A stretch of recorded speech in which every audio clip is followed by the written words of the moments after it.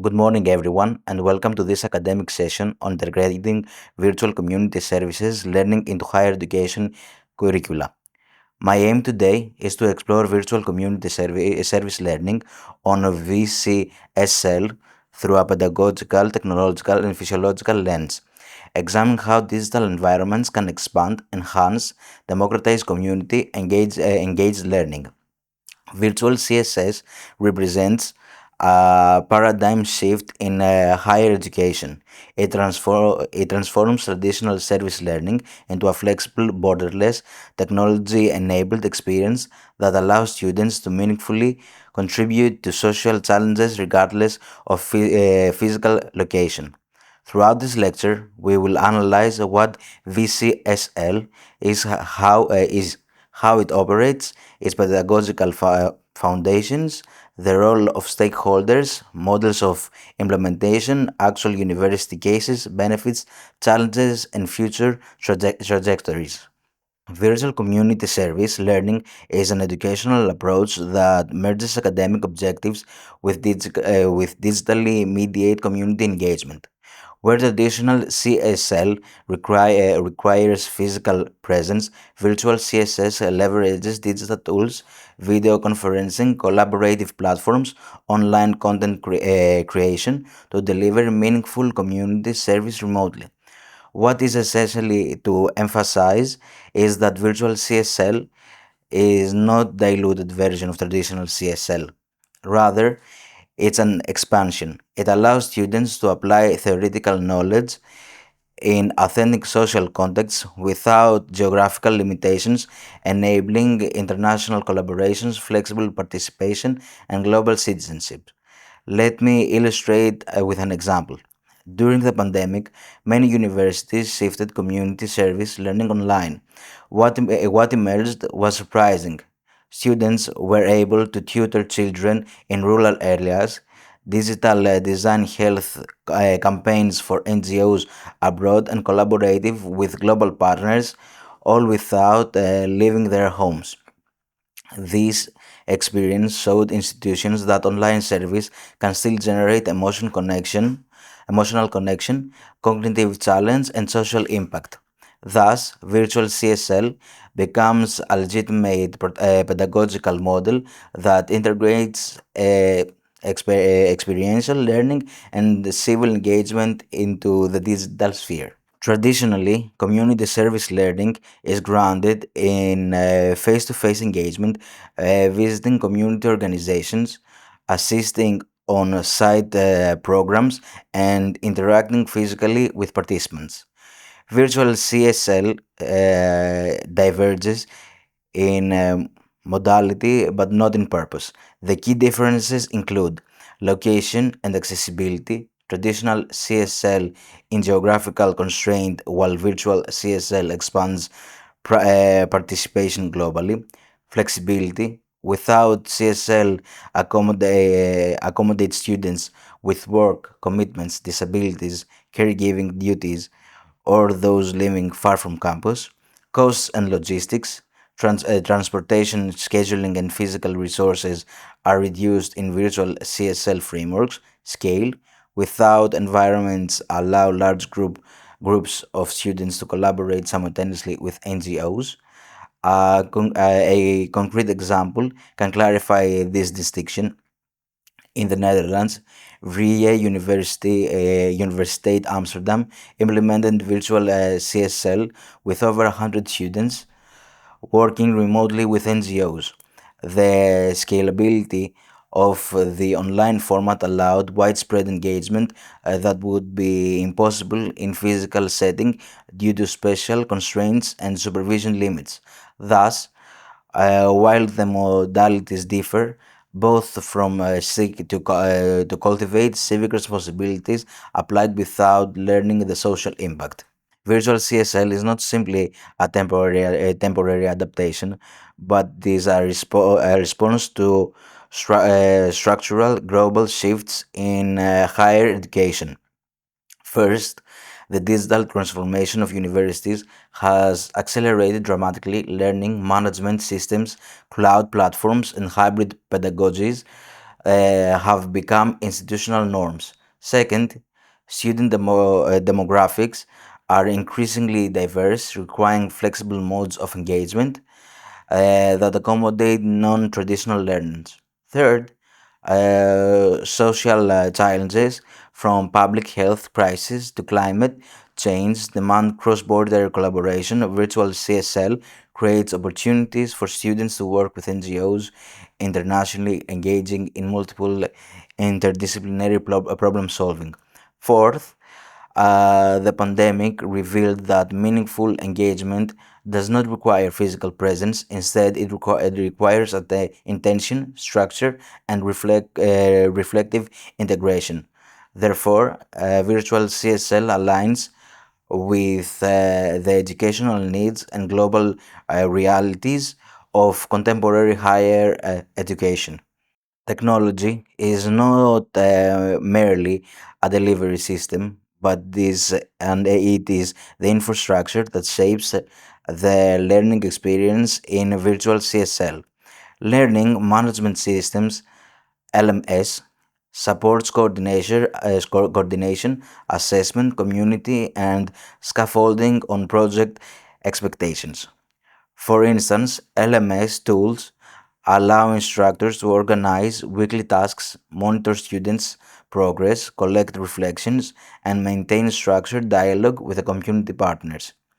Video conferencing tools such as Zoom or Microsoft Teams facilitate real-time meeting with NGOs, synchronize mentoring sessions, and collaborative reflections. These tools replicate interpersonal connections, ensure relational depth despite physical distance. Cloud-based collaboration tools like Google Workspace, Miro, Trello allow students to co-design campaigns, curate educational materials, and manage shared tasks. For example, students collaborating with an environmental NGO might design a digital awareness campaign on carbon reduction using Canva and Google Drive. Digital monitoring platforms offer project oversight, enable institutions to track milestones. Virtual CSL becomes most impactful when it is embedded directly with an academic curriculum rather than treated as an extracurricular activity. These are several integration models commonly added by universities. Virtual CSS becomes most impactful when it is embedded directly within the academic curriculum rather than treated as an extracurricular activity. There are several integration models commonly adopted by universities. The first model is course embedded virtual CSS, where community engaged digital projects constitute a substantial portion of course assessment. For example, students in a sociology course may conduct online interviews with community organizations to study social inequalities and then produce digital advocacy material as part of their graded work. The second model incorporates virtual CSL into project-based assignments, allowing students to collaborate with NGOs on real-world challenges. This creates an authentic alignment between academic theory and community impact. A third model integrates visual CSL into internships and practical experiences, particularly for disciplines such as education, physiology, social work, and digital media. Students may provide virtual tutoring, conduct needs assessments, or assist with digital communication strategies for partner organizations. Finally, universities increasingly developed formal partnerships with NGOs, schools, and social institutions, enabling sustained multi-semester virtual CSL cycles rather than isolate projects. These integration models ensure that virtual CSL becomes a core pedagogical strategy, not a peripheral option. Faculty and instructions play a foundational role in shaping the quality, impact, and ethical grounding of virtual CSL. Professors are responsible for designing projects with clear learning outcomes, matching academic content with community needs, and ensuring technological tools are used effectively rather than superficially. Their role extends beyond coordination, but they act as facilitators of reflection, moderation of groups, moderation of group dynamics, and guide of ethical engagement. Instructions must also maintain strong partnership with community organizations. For example, at UNED Spain, instructors collaborate closely with school NGOs to co-design online programs that address the digital literacy gaps of targeted populations. This co-design ensured that students' contributions were both meaningful and aligned with community priorities. Furthermore, institutions must uphold quality standards and ethical guidelines, avoiding exploitation of community partners, ensuring data privacy, providing academic scaffolding, and supporting students through reflecting mechanisms. In this way, institutions function as both pedagogical architects and ethical stewards into virtual CSS.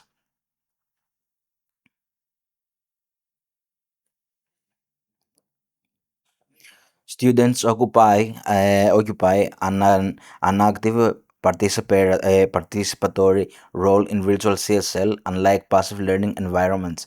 Virtual CSL demands autonomy, accountability, and initiative.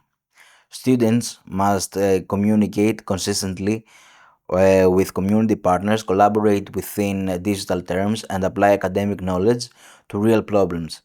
They are expected to adapt to digital tools, manage time effectively, and engage empathetically with diverse populations. For example, in online mentoring programs, students must schedule sessions, prepare materials, evaluate progress, and reflect on their communication methods.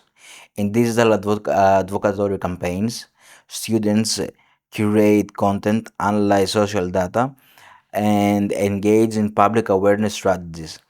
This active participation develops not only academic and civic competencies but also digital professionalism, preparing students for contemporary workplace demands.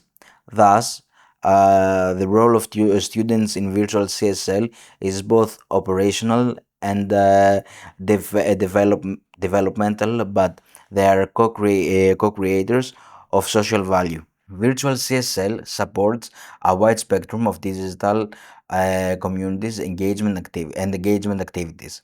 Online tutoring and mentoring programs are among the most widespread. Students provide academic support to children, adults, or refugees through video calls, shared digital whiteboards, and collaborative learning tools. Digital awareness and advocacy campaigns allow students to engage in public education efforts around issues such as mental health, climate change, gender equality, or refugee rights. Students might develop infographics, social media strategies, or short informational videos. Educational content creation is another common avenue. Students design digital handbooks, training modules, or instructional videos for community organizations as material that often remain in use long after the project ends. Data collection and analysis supports NGOs that help interpreting social media metrics. Students may create surveys, conduct interviews, analyze databases, or visualize findings through digital dashboards. Finally, students may develop digital tools such as websites, apps, or communication workflows that streamline organizational processes. These Activities not only provide valuable community service but also deepen students' mastery of academic concepts, digital tools, and cross sector collaboration. One of the strongest documented implementations of virtual CSL occurred at the National Distance Education University in Spain.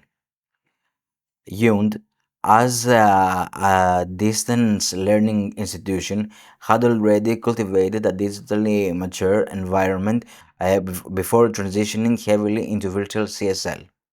Students collaborated with schools, community organizations, and NGOs through fully online platforms. Their tasks included remote tutoring, digital content creation, and social awareness projects targeted at underserved populations. A particularly powerful component of the UND model was its emphasis on civic engagement and intercultural communications. Students interacted with diverse cultural groups developing empathy, global awareness, and linguistic sensitivity. Another major outcome was digital competence. Students not only use digital tools as they're learning to leverage them strategically for social impact. This aligns with broader European Commission frameworks that highlight digital citizenship as a core competence. Finally, student engagement increased significantly. Many students reported that participating in a remote community service made them feel more connected to real world issues despite studying in a virtual institution. This case illustrates that virtual CSL can be deeply impactful even when physical campuses are absent. One of the most compelling instructional examples of virtual CSL implementations comes from Vieren Universiteit Amsterdam in the Netherlands. Here, virtual CSL was integrated in large-scale undergraduate courses, often involving over 100 students at a time. This model demonstrated the scalability of virtual service learning, something that is often difficult or impossible in traditional in-person CSL due to space, transport, and supervision constraints. Students collaborated remotely with NGOs across different sectors as environmental organizations, refugee support agencies, educational charities, and public health groups. What made this model particularly effective was its structured coordination. Each student group was paired with a partner organization, given a clearly defined social challenge, and supported through weekly digital check-ins. For example, one student cohort worked with an European NGO focused on climate education. Their tasks included creating digital toolkits for schools, producing informational videos and analysis, community data, and sustainable practices. Despite the lack of physical interaction, students reported a high emotional engagement, describing strong connections with community partners and a sense that their work had tangible societal value. This case illustrates that virtual CSL can operate at scale without compromising quality, provided it is structured intentionally, supported adequately, and aligned with genuine commonly needs. Virtual CSL has been adopted across numerous European universities, each adapting the model to local academic structures and community priorities. In Germany, universities implemented virtual CSL projects focused on digital literacy for migrant populations. Students helped refugees navigate bureaucratic platforms, access language resources, and understand public health information. In Italy, virtual CSL was integrated into social sciences curricula through digital community mapping. Students conducted virtual interviews with local organizations and to identify social needs emerging after the pandemic, such as food insecurity, and isolations among older adults. In Finland, education students collaborated online with rural schools, designing interactive lessons plans and gamified learning resources. These digital programs remained in use long after the virtual CSL projects ended.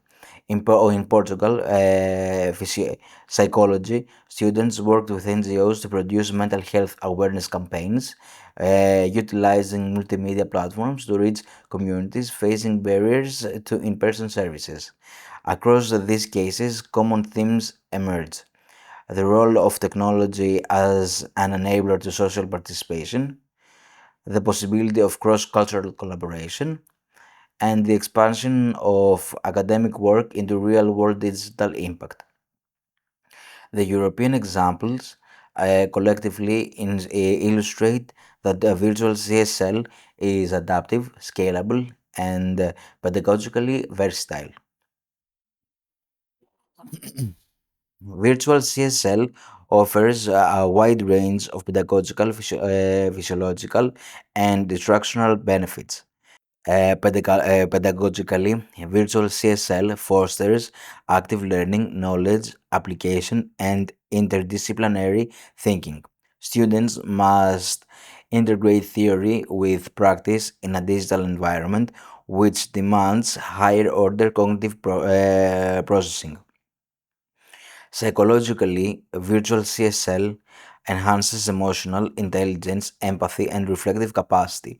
Even though through virtual interactions, students develop sensitivity to diverse lived experiences and gain confidence in navigating complex social dialogues. Skill development is another major benefit. Virtual CSL cultivates digital literacy, project management, remote collaboration, online communication, and media production, all essential skills for contemporary professional environments. Accessibility is particularly significant. Students with disabilities, caretaking responsibilities, work commitments, or geographical limitations can participate fully in remote service projects.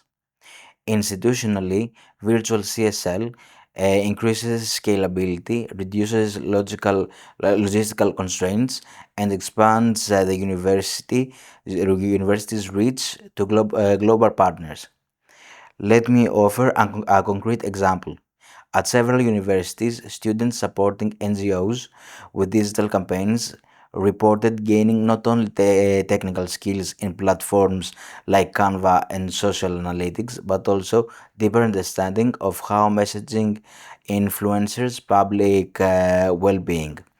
One student described the experience as learning communication ethics in real time. Thus, the benefits of virtual CSL extend far beyond convenience as they represent authentic enhancements to students' development and institutional engagement. Despite its advantages, virtual CSL is not without challenges, and acknowledging these challenges is essential for effective program design. One common issue is reduced social presence. Some students struggle to build support online, particularly when working with vulnerable populations who may have limited digital access or comfort. Another difficulty involves communication barriers. Without nonverbal cues, misunderstandings may arise more easily. Students must learn to adjust a tone, pacing, and clarify in virtual interactions. A third challenge is digital inequality. Communicating partners may lack devices, stable internet access, or digital competence. This can limit participation and requires careful planning. Students may also experience motivation fluctuations. Virtual environments can feel less immersive, and without in person energy, engagement must be facilitated intentionally. Finally, instructors face challenges in monitoring students' participation, ensuring ethical conduct, and verifying the authenticity of student contributions. For example, one NGO partner reported that inconsistent online attendance disrupted project timelines. This highlighted the need of structured accountability measures and regular check ins. These challenges do not diminish the value of virtual CSL. Instead, they clarify the support needed to implement it effectively. It is also important to distinguish between challenges that can be mitigated and the inherent limitations of virtual CSL. One major limitation is the absence of embodied experience. There are aspects of human interaction, such as spontaneous emotional resonance and environmental immersions, and sensory context that cannot be fully replicated online. Another limitation concerns relationship depth. While meaningful connections can form virtual certain population groups, for instance, elderly adults unfamiliar with digital media, or children with attention difficulties may engage more fully in face to face settings. Furthermore, some types of commonly work require physical presence, such as hands on environmental restoration, physical caregiving, or in person educational support. Finally, virtual CSL may unintentionally privilege students who are already digitally skilled, thereby widening disparities unless institutions provide structured digital training. These limitations remind us that virtual CSL should not replace all forms of community engagement, but rather complement them. Hybrid models that combine virtual and in person elements often yield the richest learning environments. As you reflect, remember that virtual CSL is not simply a technological innovation. It is an evolving education physiology. It challenges us to rethink what it means to learn, to serve, and to connect in digital society. Thank you for your thoughtful engagement throughout the sessions.